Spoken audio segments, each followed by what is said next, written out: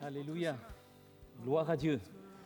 Quelle joie de pouvoir se retrouver encore ce matin dans ce lieu pour célébrer. C'est vrai, peut-être un culte un petit peu particulier, puisque en cette journée de Pâques, eh bien, nous célébrons peut-être plus particulièrement ou plus spécifiquement, je ne sais pas comment il faut le dire, la résurrection du Seigneur Jésus. Et c'est vrai que la résurrection est véritablement la clé de voûte de toute l'œuvre extraordinaire de la rédemption. Par la résurrection de Jésus, le Fils unique venu du Père, Dieu scelle une fois pour toutes cette œuvre de la rédemption et il atteste que cette œuvre extraordinaire nous a vraiment ouvert les portes de la grâce. Et désormais, eh bien, quiconque croit peut s'approcher de ce Dieu qui veut devenir notre Père et auprès de qui nous pouvons trouver le pardon de tous nos péchés, un pardon abondant et généreux. Nous célébrons vraiment la résurrection du Seigneur, mais ce n'est pas de ce sujet dont je voudrais vous parler ce matin. Je voudrais parler de notre aspect de la Pâque. La fête de la Pâque, en fait, il y a tout un temps de la Pâque, puisque la Pâque, elle dure en réalité, c'est une fête la plus importante, la première que Dieu institue pour son peuple. Cette fête de la Pâque, elle dure en réalité 8 jours.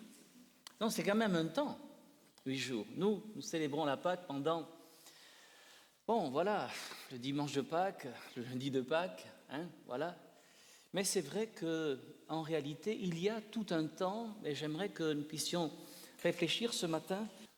J'aimerais aborder ces divers aspects de ce temps de la Pâque. Et pour cela, je voudrais que nous puissions lire un texte dans le livre de l'Exode au chapitre 12 et à partir du verset 1er. Exode chapitre 12, verset 1er. Voici ce que nous lisons. « L'Éternel dit à Moïse et à Aaron dans le pays d'Égypte, « Ce mois-ci sera pour vous le premier des mois.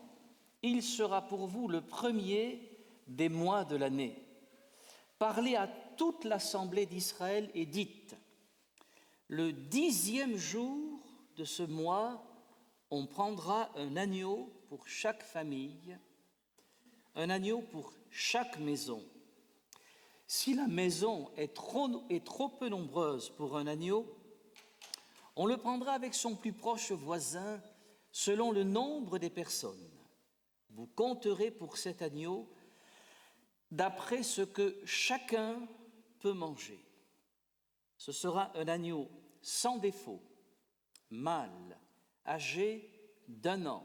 Vous pourrez prendre un agneau ou un chevreau.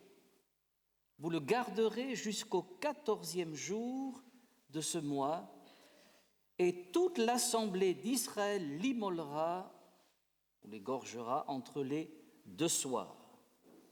On prendra de son sang et on en mettra sur les 2 poteaux et sur le linteau de la porte des maisons où on le mangera. Cette même nuit, on en mangera la chair rôtie au feu, on la mangera avec des pains sans levain et des herbes amères.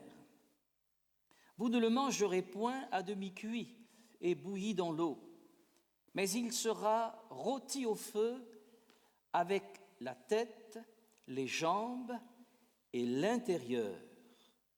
Vous n'en laisserez rien jusqu'au matin. Et s'il en reste quelque chose le matin, vous le brûlerez au feu. Quand vous le mangerez, vous aurez vos reins sains, vos souliers aux pieds et votre bâton à la main. C'est-à-dire, vous le mangerez dans une attitude de marche. C'est la Pâque de l'Éternel. Cette nuit-là, je passerai dans le pays d'Égypte et je frapperai tous les premiers-nés du pays d'Égypte, depuis les hommes jusqu'aux animaux, et j'exercerai des jugements contre tous les dieux de l'Égypte. Je suis l'Éternel.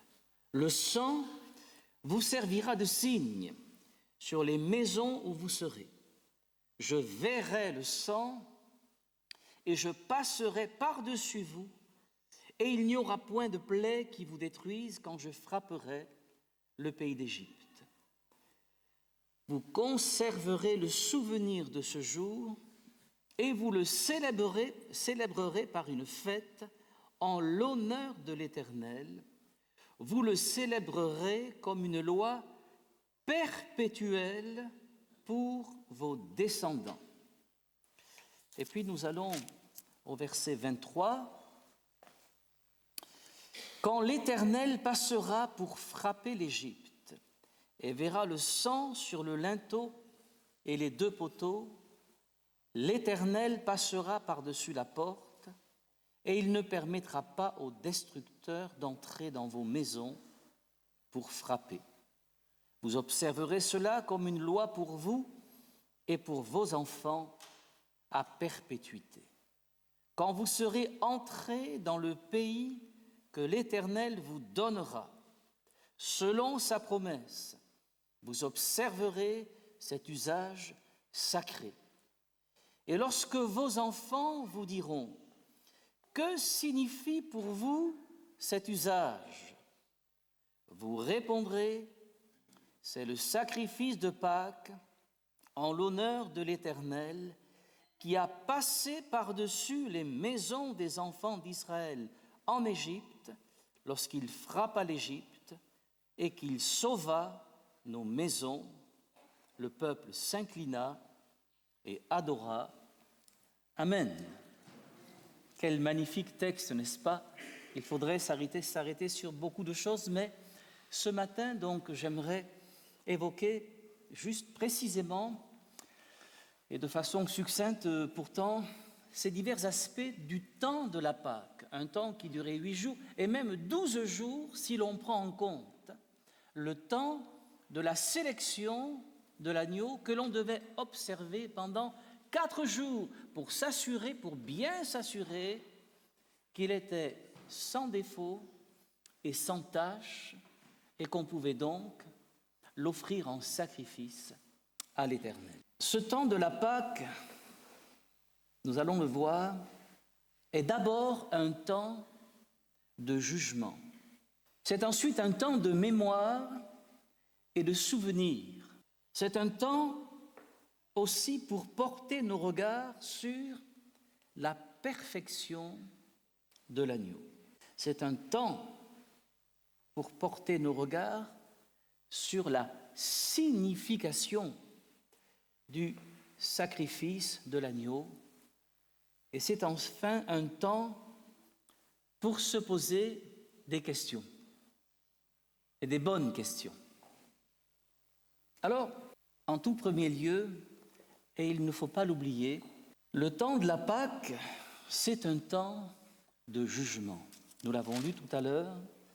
Cette nuit-là, je passerai dans le pays d'Égypte et je frapperai tous les premiers-nés du pays d'Égypte, depuis les hommes jusqu'aux animaux, et j'exercerai des jugements contre tous les dieux de l'Égypte. Je suis l'Éternel. C'est un temps de jugement. Un jugement qui n'est pas venu comme ça, tout d'un coup, mais un jugement qui est arrivé à l'issue d'un processus. C'est la 10e plaie. qui va frapper l'Égypte, la 10e. Mais auparavant, il y a eu 9 plaies. Et juste avant cela, une démonstration de la puissance de Dieu pour attester que Moïse était véritablement le messager de Dieu envoyé devant Pharaon pour qu'il libère son peuple. Mais malheureusement, Pharaon a endurci son cœur constamment, jusqu'à ce que, à la 7e fois, ce soit Dieu lui-même qui endurcisse le cœur de Pharaon. Et finalement, eh bien, le jugement va arriver. Il faut se rappeler de cela, bien-aimés. Il y a quelque chose de prophétique dans ce que nous avons lu. Il y a plusieurs choses de prophétique de toute façon. Je ne peux pas ne pas vous citer ce texte que nous trouvons, cette parole de Jésus, que nous trouvons dans l'Évangile selon Jean chapitre 5 et au verset 24. Lorsqu'il s'exprime en disant ceci, en vérité, je vous le dis, celui qui écoute ma parole et qui croit à celui qui m'a envoyé a la vie éternelle et ne vient point en jugement, mais il est passé de la mort à la vie. Voilà une parole du Seigneur Jésus. C'est bien ce qui s'est passé au temps de Moïse. Moïse, qui est un type de Jésus-Christ, était le dépositaire d'un message de Dieu pour Pharaon. Mais Pharaon n'a pas écouté ce message. Il a endurci son cœur. Et Jésus rappelle cela encore pour nous aujourd'hui. Et il dit, celui qui écoute ma parole, c'est-à-dire celui qui l'entend, qui la reçoit dans son cœur et qui la met en pratique, eh bien celui-ci, il a la vie éternelle. Et il ne vient point en jugement. Parce que celui-ci, il va entrer dans cette nouvelle alliance qui a été scellée par mon sang, dit le Seigneur Jésus. Cette nouvelle alliance, en tout point bien réglée, nous dit l'Écriture. Et il ne viendra donc point en jugement exactement comme tous ceux qui étaient dans ces maisons, sur lesquelles il y avait le signe du sang sur les 2 poteaux et le linteau, n'ont pas eu part au jugement parce que Dieu a vu le sang. Il l'avait dit, je verrai le sang. Mon ami, mon frère, ma sœur, est-ce que tu demeures encore aujourd'hui sous l'aspersion du sang de Jésus? Ça fait partie de ces questions eh bien, qui sont utiles et qu'il faut se poser. Il faut demeurer sous l'aspersion du sang de Jésus. S'agissant maintenant de la Pâque que Jésus a célébrée et dont il a dit à ses apôtres et disciples, j'ai vivement désiré manger cette Pâque avec vous. Eh bien, je rappelle cette parole de Jésus qui dit ceci, Jean chapitre 12, verset 31, « Maintenant a lieu le jugement de ce monde. » Autrement dit, Jésus dit, ce temps que nous vivons ensemble, il correspond aussi à un temps de jugement. Et cela annonce d'une manière générale le jugement qui vient sur le monde. En cette journée de fête et de joie, il faut que nous puissions nous réjouir dans le Seigneur, mais que notre cœur soit quand même saisi par cette réalité douloureuse de ce jugement qui vient, non pas sur ceux qui croient, mais sur ceux qui ne croient pas. Et que notre cœur puisse être touché profondément pour que nous puissions mettre tout en œuvre afin que le plus grand nombre puisse entrer dans la nouvelle alliance, scellée par le sang de Jésus. Il y a un jugement qui vient et il sera terrible. Et il sera terrible. Ce temps de la Pâque, c'est aussi un temps de mémoire et de souvenir. Nous avons lu cette parole de Dieu pour le peuple d'Israël. C'est pas seulement vous vous souviendrez.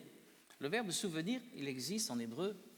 Mais là, c'est un autre verbe qui est utilisé et qui, oui, est bien traduit. Vous conserverez le souvenir. L'idée, c'est pas seulement le souvenir, c'est de le garder présent. Et c'est pour ça que cette fête, en fait, elle durait tout ce temps. Pour que pendant tout ce temps, le peuple s'imprègne bien de tout ce qui s'était passé lors de la première Pâque. Il fallait bien s'en imprégner.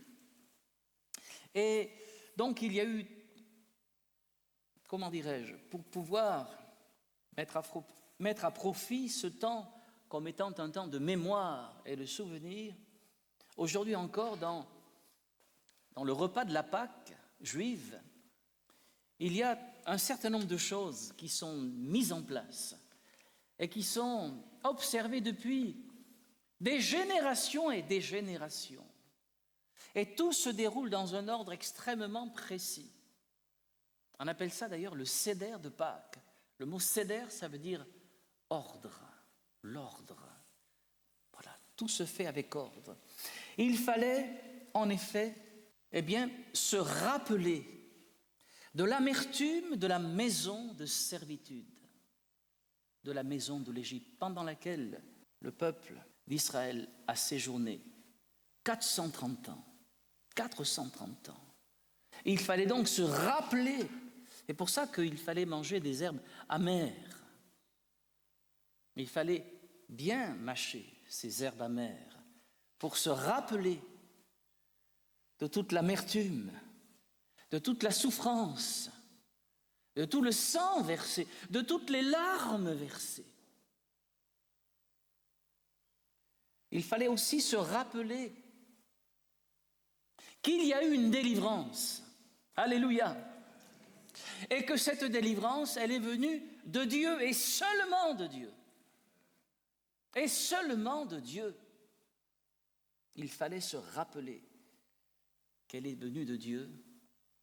Et pour ce qui nous concerne, qu'elle est venue par Jésus-Christ.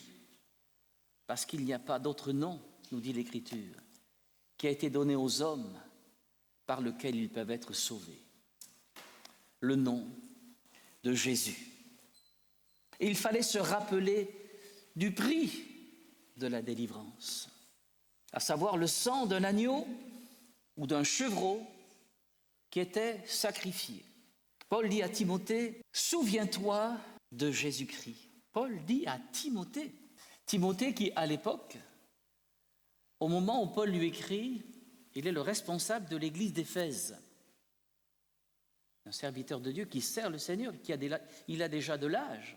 Il sert le Seigneur, mais sous l'inspiration de l'Esprit, Paul lui dit, « Souviens-toi de Jésus-Christ ». Il semble que, peut-être quand Paul écrit sa seconde lettre à Timothée, Paul traverse un temps difficile, un temps d'opposition, de souffrance.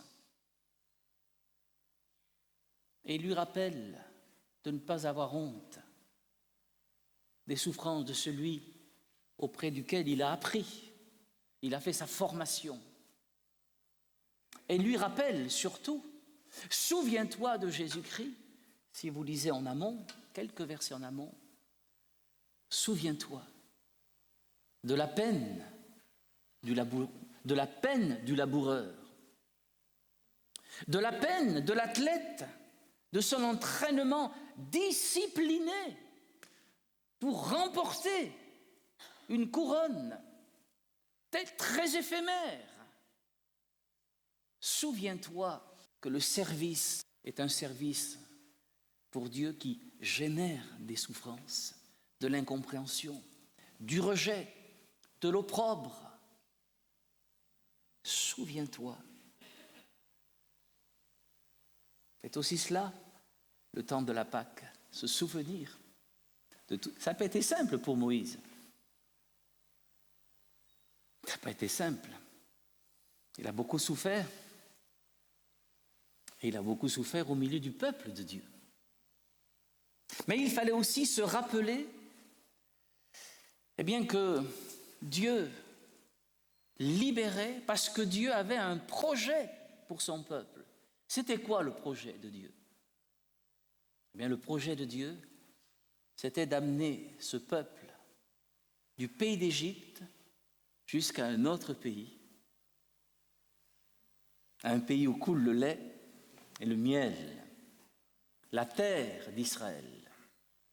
Dieu avait un projet, il avait préparé une terre, un héritage pour son peuple, un pays très particulier, si particulier, d'ailleurs que dans le livre du Lévitique, au chapitre 25 et au verset 23, il ne fallait pas vendre les terres de ce pays. Pourquoi? Parce que il a dit ce pays, Dieu dit ce pays, il est à moi. Et vous êtes ici, chez moi. Est-ce que vous voulez aller chez Dieu? Allez en Israël. Vous serez chez Dieu. Enfin, non. Mais, quelque part, lorsque nous posons les pieds sur la terre d'Israël, ce n'est pas une terre comme toutes les autres terres. Ce pays, Dieu dit, il est à lui. Et quand nous sommes sur cette terre, nous sommes vraiment chez Dieu. Nous sommes sur sa terre. Voilà pourquoi il fallait prendre le temps de se rappeler, de se souvenir. Quelle motivation extraordinaire pour nous, peuple de Dieu, de savoir qu'il y a un héritage extraordinaire qui nous est réservé dans le ciel. Alléluia. Mais il y a aussi un héritage extraordinaire qui nous est réservé en Christ. En Christ. Parce que le pays de Canaan, le pays où coule le lait et le miel, qui est un pays et une terre où il y aura des luttes et d'âpres combats et des souffrances, il annonce toutes les luttes et toutes les souffrances et toutes les victoires aussi que nous allons vivre en Christ. Alléluia. En quelque sorte, on pourrait dire presque que Christ est le territoire de Dieu dans lequel il veut nous établir pour que nous puissions vivre dans la victoire de Christ. C'est pas trop compliqué? C'est un temps donc de mémoire et de souvenir. C'était aussi un temps pour porter nos regards sur la perfection de cet agneau qui allait être offert en sacrifice. Cet agneau, je le rappelle, on le sélectionnait très soigneusement. D'abord, on le prenait et on le gardait pendant 4 jours pour bien vérifier que, je ne sais pas, si un matin on se levait, que tout à coup on voyait que l'agneau, il avait une tache là. On ne l'avait pas vu. Ni le premier, ni le second, ni le troisième. Il était disqualifié, non. Si tout à coup il se mettait à boiter, il n'était pas bon. Et il fallait faire une observation méticuleuse et attentive. Et pour nous, bien-aimés frères et sœurs, cela nous parle de ce temps nécessaire. Je sais que nous vivons tous une vie trépidante. Nous sommes aspirés par toutes sortes d'activités dont on ne peut se soustraire parce que c'est comme cela. Mais ce temps de Pâques, il nous offre précisément cette opportunité, peut-être de nous arrêter pour réfléchir plus précisément. Prendre un temps peut-être et contempler les perfections de l'agneau de Dieu, c'est-à-dire de Jésus-Christ. Lorsqu'on lit dans les évangiles, nous nous rendons compte que finalement, Jésus, jusqu'à l'âge de 30 ans, il a vécu une vie tout à fait comparable, semblable à la vie que nous pouvons mener aujourd'hui et qu'ont mené avant nous toutes les générations qui nous ont précédés. Jésus a eu une vie familiale. Il était l'aîné d'une famille nombreuse. Son père adoptif, Joseph, était charpentier. Jésus a appris le métier de charpentier. Il a travaillé de ses mains. Il avait du cal dans les mains. Il a travaillé. Jésus a eu une vie professionnelle, une vie sociale. On le connaissait dans tout le village de Nazareth. Eh bien, dans tous les aspects de cette vie, Jésus a vécu toute cette vie sans commettre le moindre écart, le moindre péché, ni en pensée, ni en parole, ni en action. Il est resté sans péché, il est né sans péché, il a vécu toute cette vie sans péché. Et quand il est entré dans son ministère public, même ses ennemis ont été obligés de reconnaître cette perfection de celui qui était en réalité l'agneau de Dieu, qui allait être sacrifié. Regardez ce que dit le brigand crucifié qui injuriait aussi le Seigneur et puis qui s'est ressaisi justement, contemplant la manière dont cet homme qui était là était en train de mourir. Il priait, il demandait à Dieu de pardonner. Et cet homme va confesser, celui-ci n'a rien fait de mal. Il n'a rien fait de mal. Le centurion, qui présidait l'exécution de Jésus, dira, certainement, cet homme était juste. Même Pilate, avant cela, avait dit, Pilate, qui a ordonné l'exécution de Jésus, Pilate dira, Jean chapitre 19, versets 4 à 6, « Je ne trouve en lui aucun crime. » Aucun crime. Même Judas, le traître. Enfin, même Judas, le disciple qui est devenu un traître, car il ne l'était pas au commencement, mais il l'est devenu. Il dira, j'ai péché en livrant le sang innocent. J'ai péché en livrant le sang innocent. Même les démons seront obligés de confesser. Marc chapitre 1er, verset 23. Tu es le Saint de Dieu. Le Saint de Dieu. Tu es venu pour nous perdre. La transfiguration témoignait déjà de la pureté intérieure, morale du Seigneur. Car lorsque Jésus fut transfiguré devant Pierre, Jacques et Jean, en réalité, il nous est dit que cette transfiguration n'est pas venue de l'extérieur sur Jésus, mais que c'est quelque chose qui est venu de l'intérieur de lui-même, qui a traversé son humanité et qui a éclairé d'une manière éblouissante ces trois témoins privilégiés qui ont assisté à quelque chose d'absolument, j'allais dire, surréaliste, et pourtant c'était bien réel.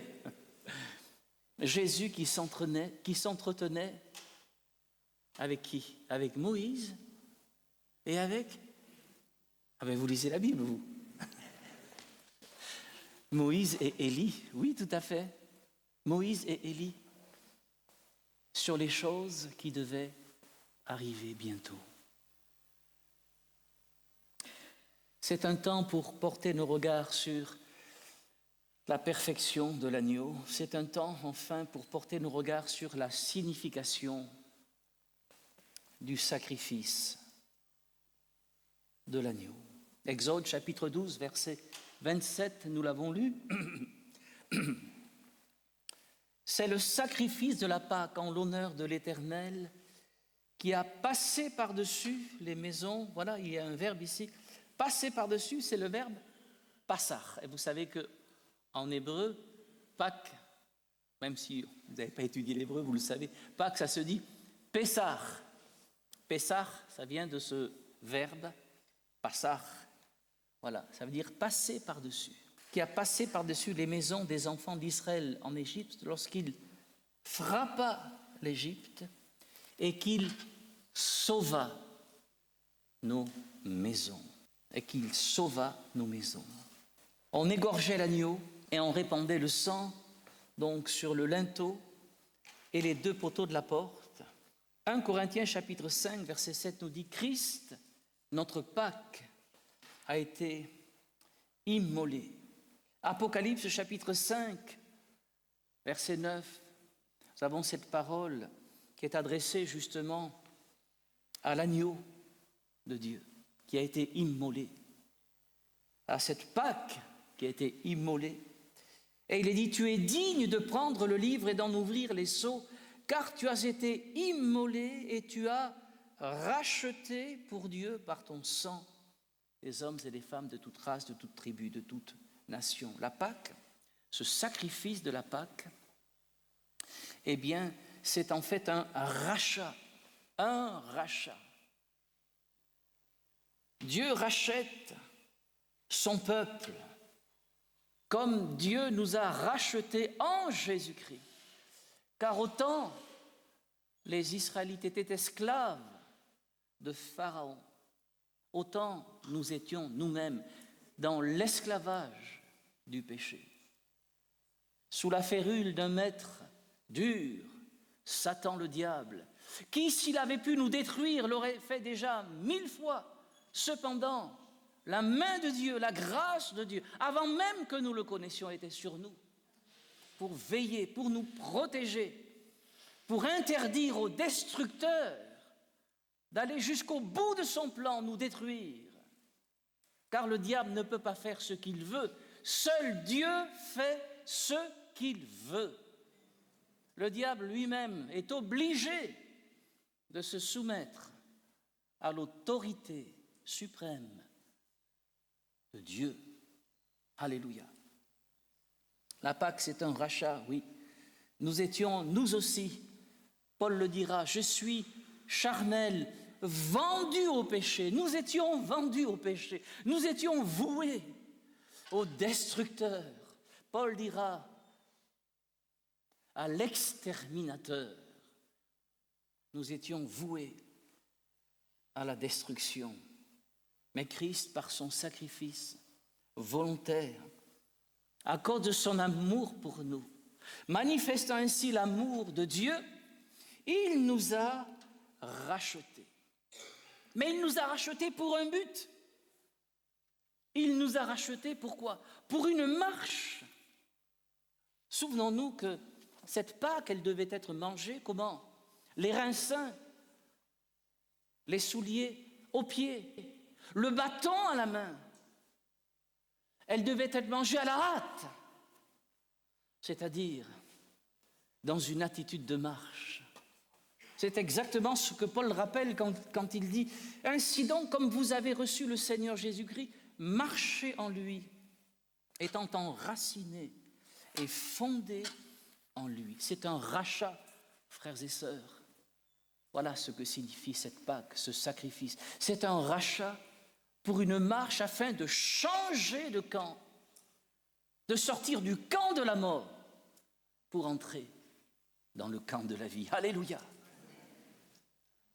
C'est un rachat pour une vie nouvelle, une vie de liberté, mais aussi une vie d'âpre combat.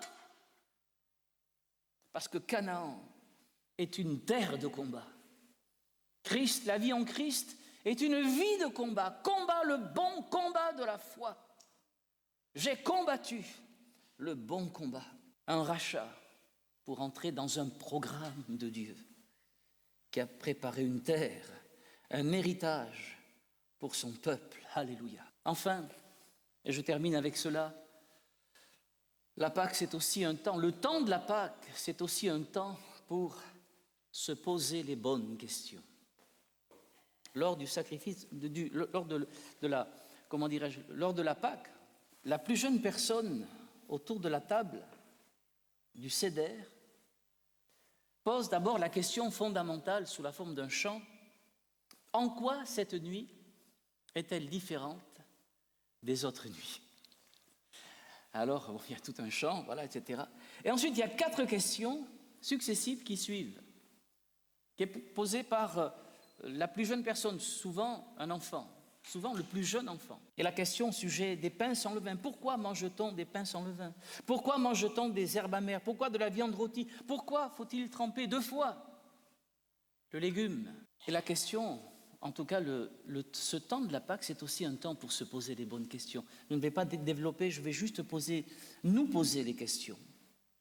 D'abord, il faut examiner la question du coût de notre rachat, ce qu'il en a coûté à Jésus homme. Nous avons évoqué vendredi soir cet épisode de Jésus au jardin de Gethsémani. Le coût, le prix énorme qui a été payé, qui va bien au-delà de ce que comptablement nous pourrions évaluer. Son humiliation, son abaissement suprême, quand il est mis au rang des malfaiteurs sur la croix. Il faut se poser également la question de la dette qui m'a été remise. Est-ce que j'ai bien évalué cette dette qui m'a été remise, ce pardon des péchés que j'ai reçus? Mais est-ce que je l'ai vraiment bien évalué? Parce que ce n'était pas le cas de celui qui avait reçu la remise de dette de 10 000 talents dans la parabole des talents. Et parce qu'il n'avait pas bien évalué sa dette, il s'est montré dur à l'égard de son semblable, qui lui devait une peccadille. Il s'est montré dur, intraitable. Il l'a jugé, condamné et fait jeter en prison. Voilà la question qu'il faut se poser. J'ai dit que je ne commenterai pas donc. La Pâque, elle devait être mangée dans une attitude de marche. Ai-je bien mis en marche mon salut? L'agneau sacrifié qui devait être mangé, est-il bien descendu au fond de mes entrailles? Qu'en est-il de ma communion avec l'agneau? Quelle part est-ce que je prends aux souffrances de Christ? Paul dit aux Romains, si nous régnerons avec lui, alléluia. Mais avant, il y a marqué, si nous souffrons avec lui, nous régnerons avec lui. Il y a, bien-aimés frères et sœurs, une part incontournable de souffrance, de rejet, de honte. Il faut sortir avec lui pour porter son opprobre. C'est incontournable. Être exposé à la moquerie.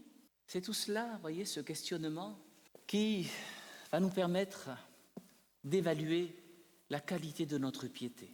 La piété. Alléluia, que Dieu nous bénisse, frères et sœurs. Alléluia. Je vous invite, sans tarder, nous recueillir quelques instants. Nous te rendons grâce, notre Père et notre Dieu. Nous croyons, Seigneur, que par ta parole et ton esprit, tu es venu déposer dans nos cœurs, à travers ces textes merveilleux de ta parole, ce que nous avions besoin de recevoir pour bien prendre toute la dimension de cette fête de Pâques. Ô Seigneur, merci pour ta grâce qui nous accompagne jour après jour. Heureusement que c'est toi qui nous tiens, Seigneur. Heureusement que tu nous as donné ta parole.